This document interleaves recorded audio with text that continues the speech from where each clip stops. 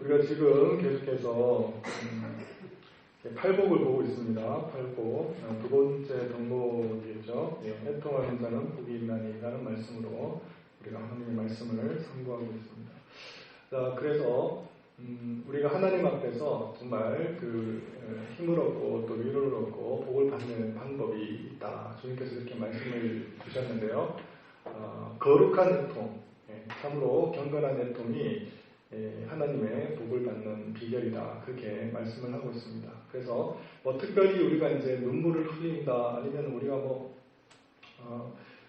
주님 앞에서 슬픔을 드러내는 그런 어떤 인위적인 모습이 아니라 그야말로 하나님의 그 존전 앞에서 그의 강대하심과 그 크심 앞에서 우리 인격이 그냥 완전히 이제 녹아내리는 거죠. 무너져 내릴 때 자연스럽게 우리의 심정은 그렇게 흐느낄 수밖에 없고 우리의 심령 자체가 정말 은혜의 그 눈물로 이렇게 촉촉히 젖어들 수밖에 없다고 하는 것이죠. 자, 그렇게 되었을 때에 하나님께서 우리에게 많은 또 위로와 유익을 주시는데 오늘 그런 측면에서 이제 몇 가지만 어떤 위로를 하나님께서 허락해 주시는지를 한번 살펴보도록 하겠습니다.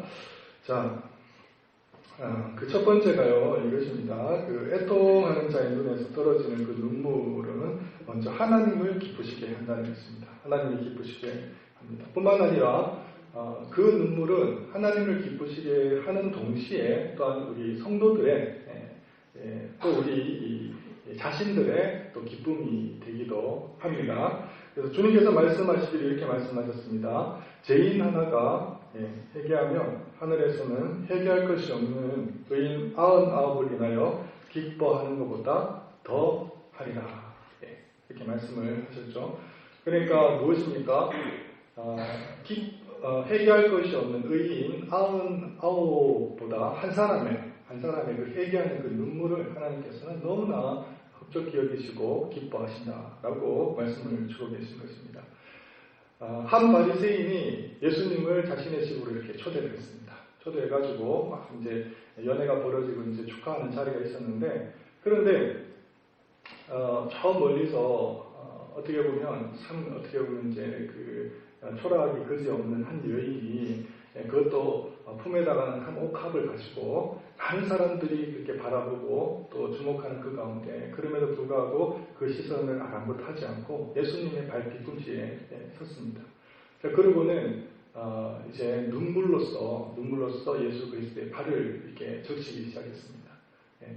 그게 그친 것이 아니라 이제 그 눈물을 예수 그리스도의 발을 적시고 난 이후에 자기의 머리털을 풀어가지고 예수 그리스도의 발을 닦았습니다. 자, 또 단순히 그의 예수 그리스도의 발을 닦는 정도에서 머무른 것이 아니라 그동안에 정말 어떻게 전 재산을 모아다가 팔아가지고 산 그 옥합을 예수 그리스도 앞에 깨뜨려서 그 발 위에 붓기 시작했습니다. 그때 주님께서 하신 말씀이 이것입니다. 누가 더 사랑하겠느냐, 그렇게 말씀을 하시면서 한 사람은 500데나리온을 빚졌고 또 하나는 50데나리온을 빚졌는데 갚을 것이 없으므로 둘 다 탕감해 주었다. 그러면 누가 더 사랑하겠느냐, 그렇게 예수님께서는 물어보셨던 것입니다.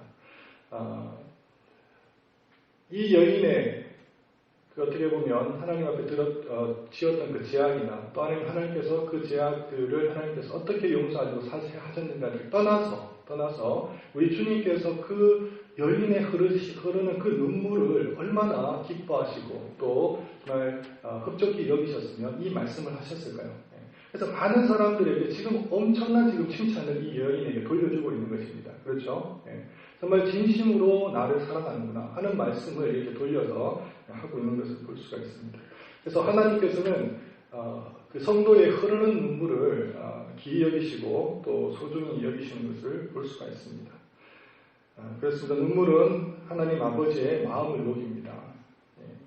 아이가 눈물로 아버지께 나오게 될 때 아버지의 마음을 녹이듯이 또 죄인이 울며 재판석으로 나오게 될 때 그 재판관의 마음을 녹이듯이 성도의 기도하는 그 눈물은 충분히 우리 하나님 아버지와 주님의 마음을 녹이기에 충분하다 하겠습니다.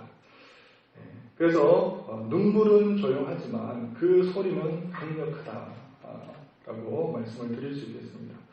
자, 또한 그 애통하는 자가 그죠? 눈물을 흘리는 자가 하나님을 기뻐할 뿐만 아니라 기쁘시게 할 뿐만 아니라 우리 성도 자신에게도 기쁨이 되는 것을 볼 수가 있는데요. 그래서 이제 유명한 그 교부 크리스토는 이렇게 얘기했습니다. 성도에게 있어서 가장 감미로운 음료는 눈으로부터 흘러나온 눈물일 것이다. 라고까지 할 정도였습니다. 영혼이 울며 흐느낄 때보다 더 부요요해질 때는 없습니다. 그리스도인들은 영혼의 거룩한 애통으로 하늘에 말할 수 없는 위로를 얻게 되어지는데요. 그러할 때에 우리 심령은 가장 평안함을 느끼게 되는 것입니다. 그 대표적인 어떤 그 사례라고 할까요? 인물이라고 할까요? 우리가 잘 아는 대로 다윗이라는 인물이 있죠. 다윗이라는 인물이 있습니다. 그 사람은 우리가 잘 아는 대로 눈물에 어떻게 보면 정말 그 슬픔이 가득하였던 사람 중에 한 명입니다. 시편 그 41편에 이렇게 기록하고 있습니다. 내 눈물이 주야로 내 음식이 되었도다 할 정도로 끊이지 않는 그 눈물들로 인해서 정말 슬픔의 사람이다라고 불려질 정도였습니다. 그런데 우리가 잘 아는 대로 이 슬픔이 많았던 사람이 오히려 하나님 앞에서 가장 많은 노래를 지었던 사람이라고 하는 것입니다. 우리 시편을 보시게 될 것 같으면 특별히 이제 마지막 그 146장, 147장, 148장, 189장, 150장 여기까지 할렐루야 찬송들이 그렇게 울려 퍼지지 않습니까? 이 모든 찬양의 할렐루야 찬양의 주인공이 누구냐면 바로 다윗입니다. 다윗. 슬픔이 많은 사람에게 오히려 그 정반대의 현상이 나타나게 되는데 더 깊은 심령 속에서 기쁨이 샘솟아 올라오고 참된 평안을 느끼게 되고 하나님 앞에서 그러한 참다운 예배와 경배를 드리는 사람이 된다는 것이죠. 그래서 성도들이 때때로 부르는 이 거룩한 이 눈물은 천상의 맛을 성도들로 하여금 이 세상에서 미리 경험할 수 있도록 인도해 주시는 하나님의 선물이 아닌가 하는 것입니다. 자, 이제 두 번째로 우리가 생각해 볼 수 있는 것은 무엇이냐면 애통한 자의 눈에서 떨어지는 눈물은 미리 막아주는 방패막이가 된다고 하는 것이죠.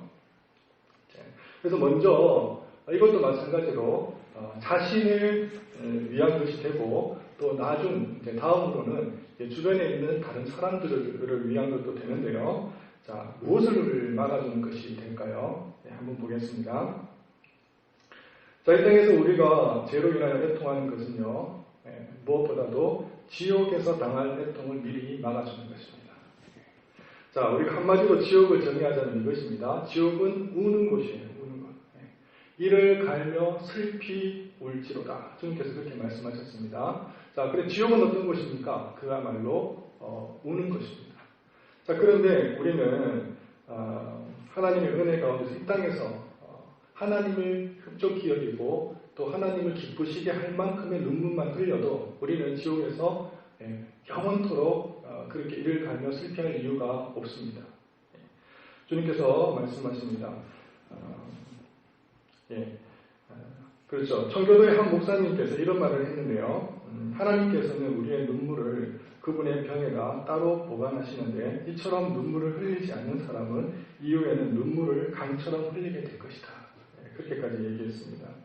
자, 이 세상에는 악인들의 기쁨이 있습니다.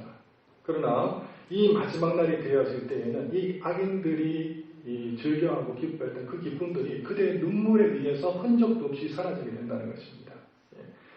청교도 목사는 계속해서 이렇게 말합니다. 이 땅에서 지옥의 맛을 미리 보는 것이 나중에 진짜 지옥의 맛을 보는 것보다 낫지 않겠는가?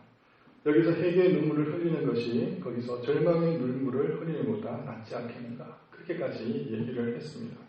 그렇습니다. 여기서 우는 자들은 그래서 우리는 복된 애통자다. 그렇게 말할 수가 있겠습니다. 자, 또한 자신뿐만 아니라 주변에 있는 사람들을 위해서도 잘하는 것이 되는데요. 이는 이 땅에 미칠 진노를 피하게 하는 데 있어서 애통자의 눈물이 지대한 영향을 미친다고 하는 것입니다. 자, 눈물의 선지자 엘리야가 있습니다. 그는 위대한 존재자라고 그렇게 불려집니다. 하나님께서 그에게 이렇게 당부하십니다. 이 백성을 위하여 기도하지 말라. 무슨 말씀입니까? 이 말은 뭐냐면 이걸 이제 이 말씀 하나님께서 주신 이 말씀 뒤집어서 해석을 하면 이 엘리야의 기도가 너무나 강력하기 때문에 내가 나에게 드려지는 그 기도가 있다면 나는 거절하지 아니할 수 없지 않느냐. 그러니까 들어줘야 되지 않겠느냐라고 하나님께서 여호와께서 말씀을 하신다는 것입니다. 자, 이것은 무엇을 의미합니까?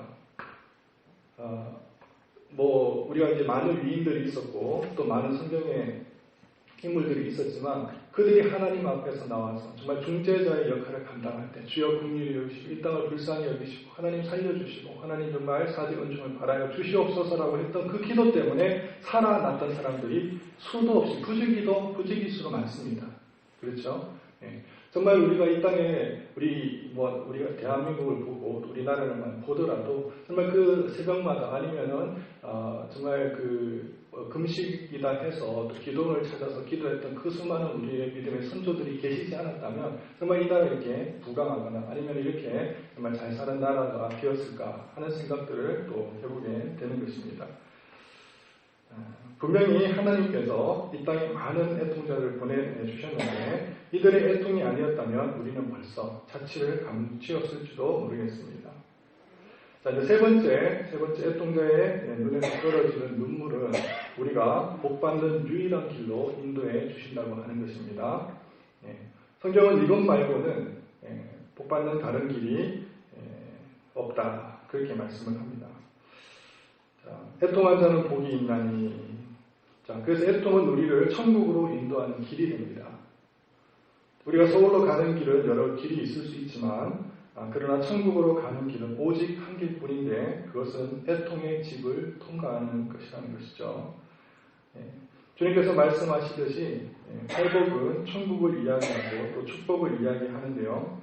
이 축복으로 가는 길은 오직 한 길뿐입니다. 그래서 눈물의 골짜기를 지나지 않고서는 갈 수가 없다. 그렇게 말씀을 드릴 수 있겠습니다.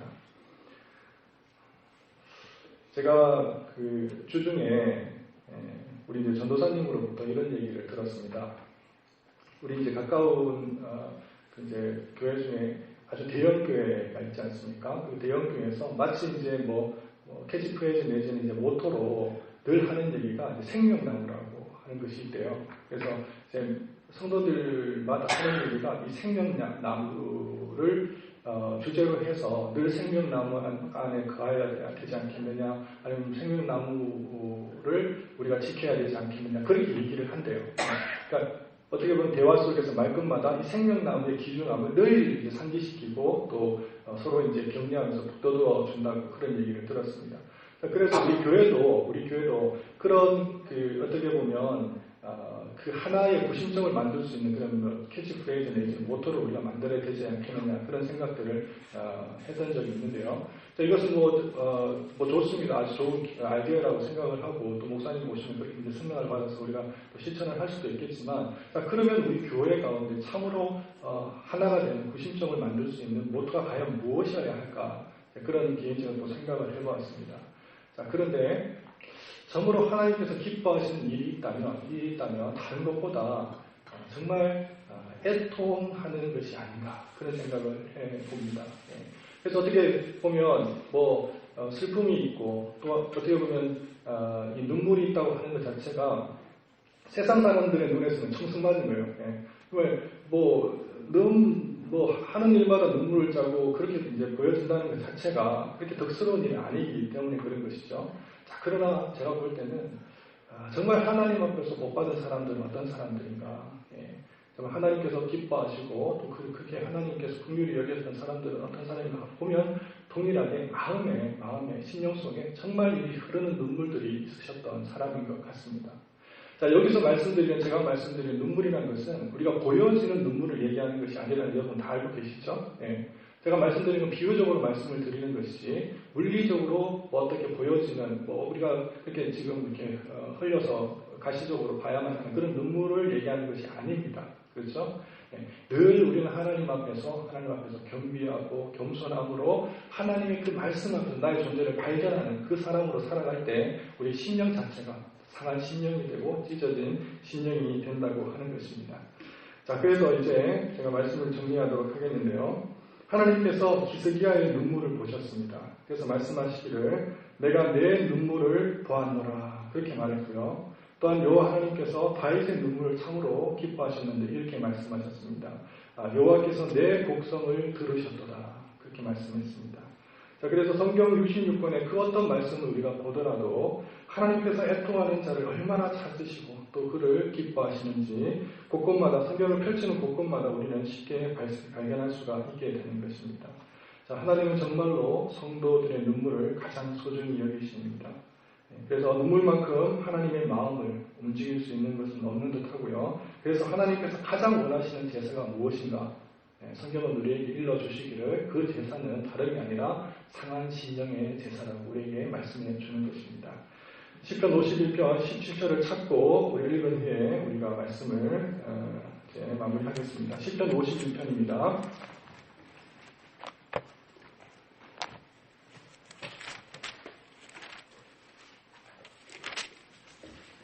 시편 51편 17절 되겠습니다.